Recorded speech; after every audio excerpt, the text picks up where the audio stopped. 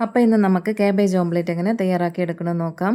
ഒരു ബൗളിലേക്ക് ചെറുതാക്കി അരിഞ്ഞെടുത്ത സ്പ്രിംഗ് ഓനിയൻ, 2 പിടി കാബേജ്, അതിലേക്ക് പാകമായിട്ടുള്ള ഉപ്പ്, 1/4 ടീസ്പൂൺ മഞ്ഞൾപ്പൊടി, 1/2 ടീസ്പൂൺ മുളക് പൊടി എന്നിവ ചേർത്ത് കൈകൊണ്ട് നല്ലതുപോലെ ഒന്ന് മിക്സാക്കി എടുക്കാം.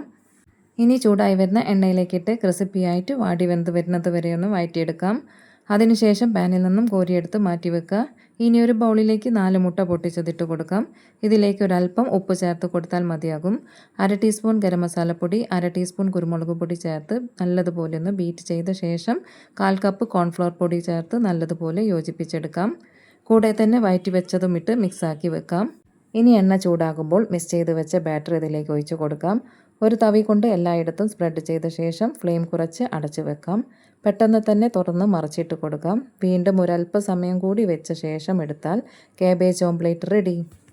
വൈകുന്നേരം ചായയുടെ കൂടെ കഴിക്കാൻ നല്ല ടേസ്റ്റിയാണ്. ഒന്ന് ട്രൈ ചെയ്ത് നോക്കൂ. നിങ്ങൾക്ക് എന്തായാലും ഇഷ്ടപ്പെടും. അപ്പോൾ കൂടുതൽ കുക്കിംഗ് ആൻഡ് ഹെൽത്തി റെസിപ്പീസ് ആയിട്ട് വീണ്ടും കാണാം. Okay, bye, see U.